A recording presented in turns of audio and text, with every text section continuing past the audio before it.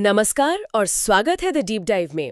आज हम इतिहास के उन पन्नों को पलटने जा रहे हैं जिन पर सच कहूं तो अक्सर धूल जमी रहती है। हम बात करेंगे मध्यकालीन झारखंड की।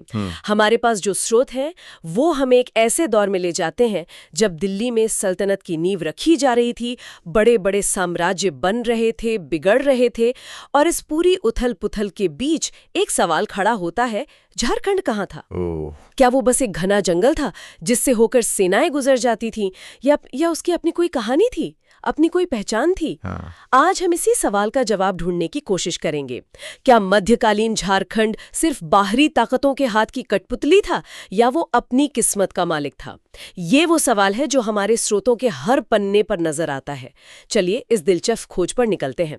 तो कहानी शुरू करते हैं उस दौर से जब सम्राट हर्षवर्धन की सत्ता खत्म हो चुकी थी और दिल्ली सल्तनत अभी बनी नहीं थी। मतलब 7वीं से 12वीं सदी के बीच का समय। ऐसा लगता है कि इस दौर में झारखंड अपने शक्तिशाली पड़ोसियों के बीच फंसा हुआ था। बिल्कुल, इसे आप उस समय की दो बड़ी सुपर पावर्स के बीच एक बफर जोन की तरह देख सकते हैं। पश्चिम में गुर्जर प्रतिहार वंश था और पूरब में बंगाल के पाल शासक। और दोनों का असर यहाँ साफ साफ दिखता है। जैसे गुर्जर प्रतिहार शासक महेंद्र पाल के शिलालेख हमें छतरा के इटखोरी में मिले हैं। अच्छा, ये सीधा सबूत है कि 9वीं 10वीं सदी में उनका दबदबा यहाँ तक था। तो एक तरफ से गुर्जर प्रतिहारों का दबाव था और दूसरी तरफ से पाल शासकों का क्या असर था? पाल शासकों का प्रभाव वो सांस्कृतिक रूप से ज्यादा गहरा था। वो बौद्ध धर्म के बड़े संरक्षक थे और उन्हीं के समय में झारखंड में बौद्ध धर्म की वज्रयान शाखा खूब फली फूली। एक मिनट, वज्रयान शाखा ये क्या है? क्या ये आम बौद्ध धर्म से अलग है? इसे आप बौद्ध धर्म की एक तांत्रिक शाखा कह सकते हैं, जिसमें मंत्रों, अनुष्ठानों और गूढ़ साधना पर ज्यादा जोर दिया जाता है। और इसका एक केंद्र झारखंड में बन रहा था। लेकिन ये भी ध्यान रखना जरूरी है कि इन बड़ी ताकतों के बावजूद यहाँ के जो स्थानीय नागवंशी राजा थे, जैसे मोहन राय और गजघंड राय, वो अपनी सत्ता बनाए हुए थे। वो पूरी तरह से किसी के अधीन नहीं थे। और तभी एक दिलचस्प मोड़ आता है। 13वीं सदी में उड़ीसा के राजा जयदेव सिंह द्वितीय ने तो खुद को झारखंड का शासक ही घोषित कर दिया था। जी बिल्कुल, और ये एक बहुत बड़ी घोषणा थी। अरे वाह, मतलब 13वीं सदी में उड़ीसा का राजा खुद को झारखंड का शासक कह रहा है, ये तो बड़ी बात है। उस समय तो दिल्ली में सुल्तान बैठने लगे थे, क्या उन्होंने इस पर कोई आपत्ति नहीं जताई? देखिए, उस शुरुआती दौर में दिल्ली के सुल्तानों का ध्यान बंगाल और दूसरे अमीर इलाकों पर था। झारखंड उनके लिए अभी भी एक दूर दराज का जंगली इलाका ही था। लेकिन जयदेव सिंह का यह दावा बहुत महत्वपूर्ण है और इसकी खास वजह है। वो क्या? इसी राजा के एक 13वीं सदी के ताम्रपत्र में हमें झारखंड शब्द का पहला पुरातात्विक सबूत मिलता है। पहला पुरातात्विक सबूत? हाँ, ये पहली बार था जब किसी सरकारी कागज पर इस इलाके का नाम बाकायदा झारखंड लिखा हुआ मिला। ये इस क्षेत्र की पहचान का एक तरह से आधिकारिक जन्म प्रमाण पत्र है। कमाल है। तो यहाँ से इस इलाके को अपना नाम कागजों पर मिल गया। ये तो हुई राजनीति की बात। उस दौर के समाज और संस्कृति पर इसका क्या असर दिख रहा था? क्या लोग बदल रहे थे? उनकी मान्यताएं बदल रही थीं? बहुत बड़ा बदलाव आ रहा था। हमारे स्रोत बताते हैं कि यही वो समय था जब चेरो, खरवार और संथाल जनजातियों का इस क्षेत्र में बड़े पैमाने पर आगमन हुआ। इससे यहाँ की जो सामाजिक बनावट थी वो पूरी तरह बदल रही थी। अच्छा। और इस सांस्कृतिक मंथन की झलक हमें उस समय की इमारतों में भी मिलती है। मशहूर कवि जयदेव ने अपने गीत गोविंद में यहाँ की परंपराओं का जिक्र भी किया है। तो एक तरफ समाज बदल रहा था, लोग बदल रहे थे। क्या इसका असर हमें उस दौर की इमारतों या धर्म में भी दिखाई देता है? मेरा मतलब है, क्या उस समय कुछ बड़े मंदिर भी बने? बिल्कुल, और ये मंदिर सिर्फ ईंट पत्थर की इमारतें नहीं है। ये उस दौर की पॉलिटिक्स और कल्चर के जीते जागते सुराग देते हैं। चलिए कुछ उदाहरण देखते हैं। पहला है गुमला का महामाया मंदिर।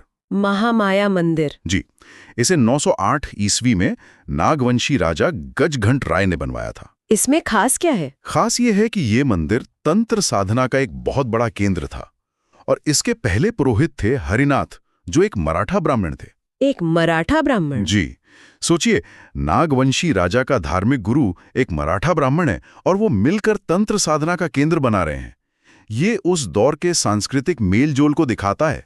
इस मंदिर का जिक्र नागपुरी के पहले कवि बरजू राम के गीतों में भी मिलता है और बाद में इसका संबंध कोल विद्रोह से भी जुड़ा। ये तो वाकई दिलचस्प है। और कोई ऐसा ही केंद्र? हाँ, गुमला में ही टांगीनाथ का मंदिर है। हाँ। यहाँ भगवान शिव के साथ साथ विष्णु, सूर्य, लक्ष्मी सबकी मूर्तियां हैं।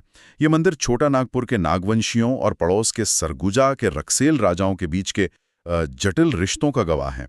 लेकिन सबसे दिलचस्प कहानी शायद रामगढ़ के छिन्नमस्तिका शक्तिपीठ की है। हाँ, ये तो आज भी बहुत प्रसिद्ध है। इसकी क्या कहानी है?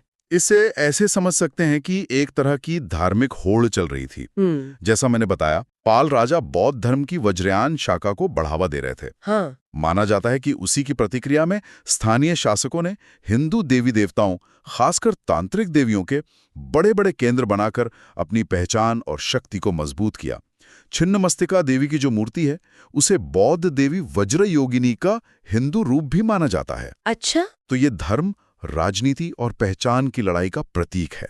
तो अब तस्वीर साफ हो रही है।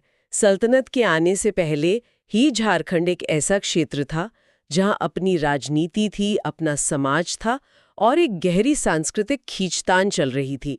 अब उस दौर में आते हैं जब दिल्ली में सुल्तान बैठ गए 1206 के बाद।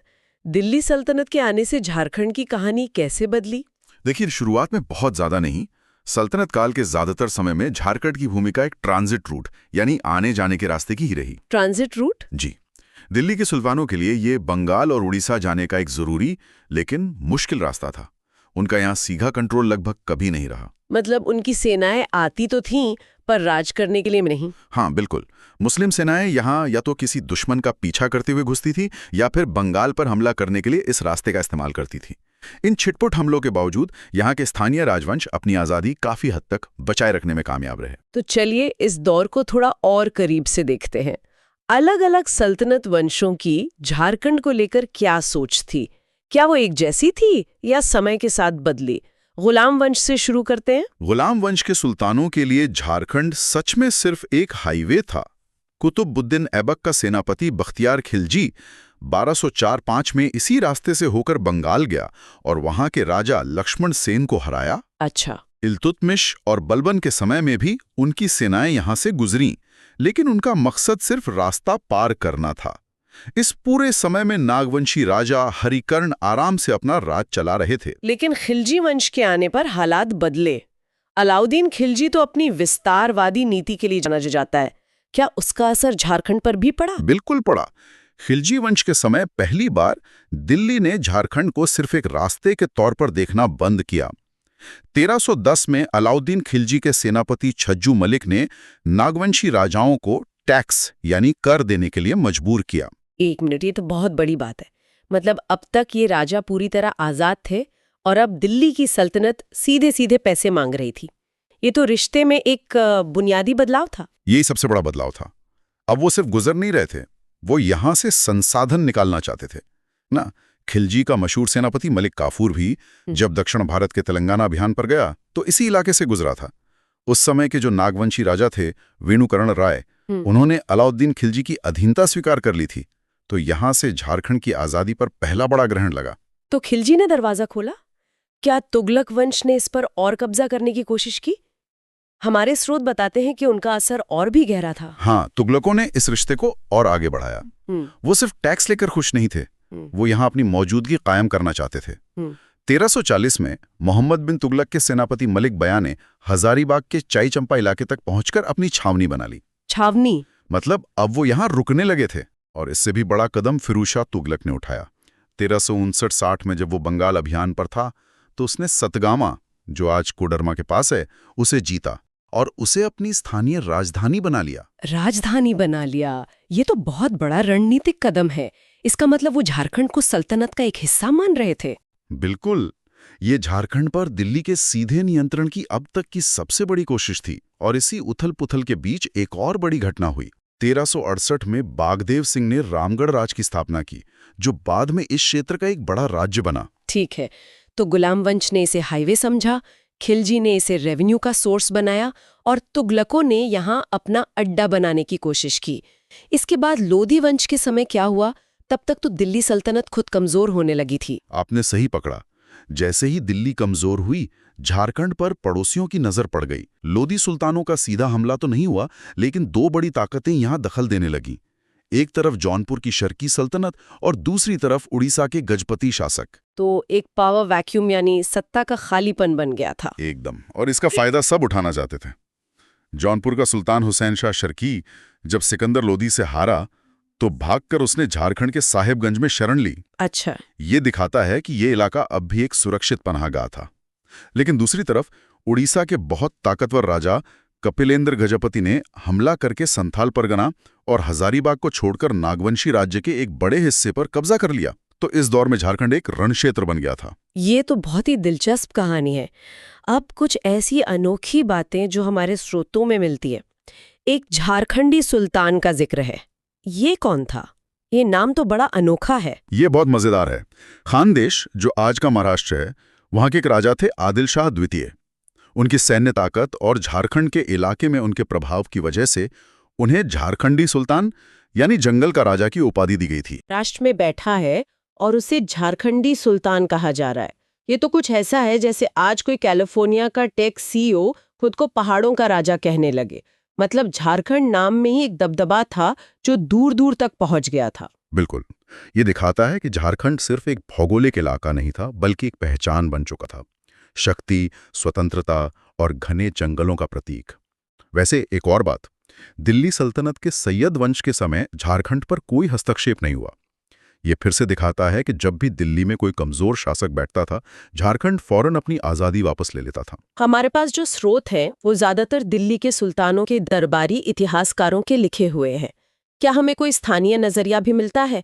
क्या वहाँ के आम लोगों ने इन हमलों को अलग तरह से याद रखा? हाँ, ये बहुत जरूरी सवाल है और इसका जवाब हमें संथाली लोक कथाओं में मिलता है।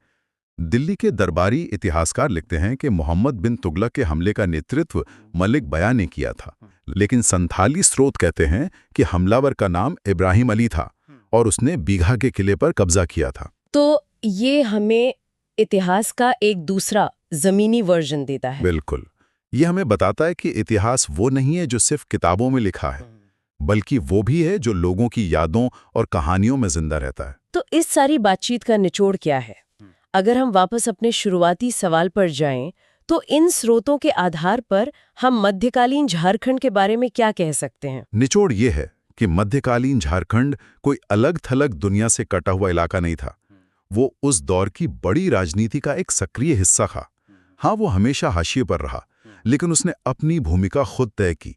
वो एक ऐसा क्षेत्र था जिसके अपने राजा थे, अपनी संस्कृति थी और एक ऐसा रणनीतिक गलियारा था जिसे दिल्ली के बड़े बड़े सुल्तान भी नजरअंदाज नहीं कर सकते थे। शर्तों पर। एकदम सही। उसने सल्तनत को टैक्स दिया, लेकिन पूरी तरह अधीनता स्वीकार नहीं की। उसने बौद्ध और हिंदू धर्म की नई शाखाओं को जगह दी, लेकिन अपनी स्थानीय मान्यताओं को भी जिंदा रखा। उसने बाहरी दुनिया से खुद को जोड़ा, लेकिन अपनी पहचान कभी खोने नहीं दी। इन